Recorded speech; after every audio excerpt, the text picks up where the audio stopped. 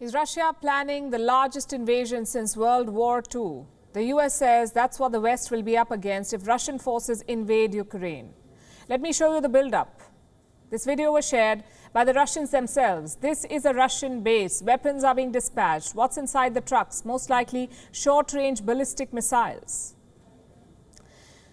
In the next frame, the action shifts to the front. This is Russia's border with Ukraine. You see soldiers, tanks and missile launchers. For the next 3 days, Russian troops will train for combat like this.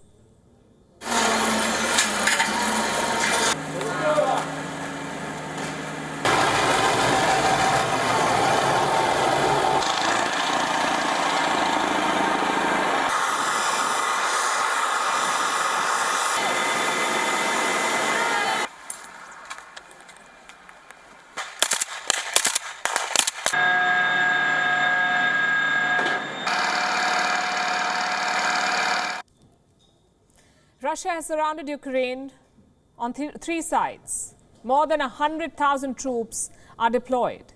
Drills have begun at two locations, southern Russia near the Ukraine border and the Crimean Peninsula. This includes the Black Sea. 6,000 soldiers and 60 Russian fighter jets are involved. And that's not all. Russia has sent more defense equipment to Belarus. What is the build-up for? Russia insists it has no plans to invade Ukraine. But experts say war strategies are in place and Moscow is exploring 4 options. Number 1 is punitive strikes. Russian forces can leverage their greatest strength, their weapons. Moscow can pick targets and pound Ukraine from a distance. They have the means to do it. Long-range artillery, rocket and cruise missiles, they have all of it. Russia can also conduct airstrikes. What about sending troops inside Ukraine? That brings me to option number 2. It is called the fabled land bridge. We're talking about this highway on your screen. It is called the M14. It runs along the Azov Sea coast between Crimea and the Russian border. This is a strategic highway for Ukraine. It is part of 2 major transport corridors. The highway also links 2 major ports of Ukraine. If Russia takes over this highway, it could cut off a vital road link for Kiev. Then we have option number 3. This is a multi-pronged offensive. As the name suggests, Russian forces could strike multiple Ukrainian locations. What are the possible targets? Cities like Kharkiv and Luhansk. These are in the north and Crimea in the south.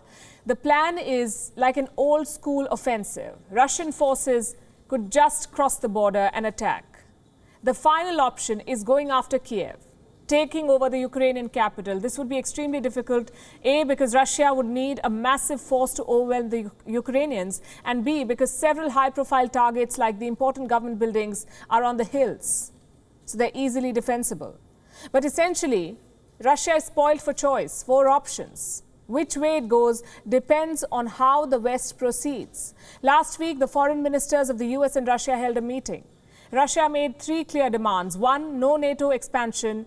Number 2, no NATO membership for Ukraine. And number 3, a rollback of all NATO deployments from eastern Ukraine. Now, these are all sweeping demands. In the past, the US and its allies have refused to accept them.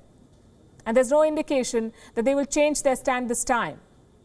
But Russia is threatening retaliation now. If a constructive response does not arrive and the West continues its aggressive course, Moscow will, as the President has said, on more than one occasion, take the necessary retaliatory measures.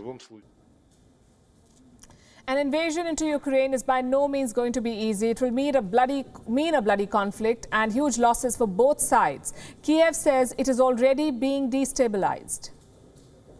We can say 100 times per day that invasion is imminent, but this doesn't change the situation on the ground. And what we currently see is a scenario of destabilization of Ukraine. And that scenario is certainly imminent. It's already taking place by spreading panic, by putting pressure on the Ukrainian financial system, by conducting cyber attacks against Ukraine. Ukraine's friends in the West agree. They're sending weapons. The US has dispatched another shipment. Ukraine now has American anti-tank and bunker-busting missiles. European powers are deploying their militaries. Denmark is sending fighter jets to Lithuania. A Danish frigate has also been dispatched to the Baltic Sea. France has offered to send troops to Romania. Spain is sending a frigate to the Black Sea. The United States and NATO have already put troops on standby. But like always, conditions apply. The West is not going to send soldiers into Ukraine. No intention of putting American forces or NATO forces in Ukraine. But as I said, there are going to be serious economic consequences if he moves. No soldiers, but serious economic consequences. Nobody is running for cover after Biden fired those words. Europe, meanwhile, is betting on talks. Paris is hosting an important meeting. It is called the Normandy format.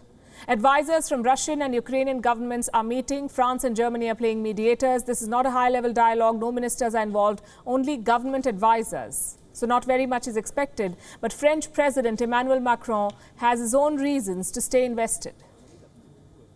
You're correct when you say that the results of the Normandy format talks are not matching the expectations and the involvement France and Germany have placed in them. However, giving up or renouncing is acknowledging that the political situation is no longer on the table. And so I believe it is important for us to stay tirelessly invested. So what's the end game here? European powers are trying to create an opening, a room for negotiation. Ukraine looks willing to talk to Russia. Kiev is making concessions, in fact. It has dropped a controversial bill, a bill that was designed to target rebels in eastern Ukraine. Now, these are groups who fought with pro-Russian forces. The bill proposed to ban them from holding public office. And by dropping this bill, Kiev is sending a signal to Moscow. They don't have to go to war. So talks continue along with the build-up, but a truce is unlikely without America's involvement. Moscow wants specific commitments from Washington, D.C., and Biden is unwilling to budge. WION is now available in your country. Download the app now and get all the news on the move.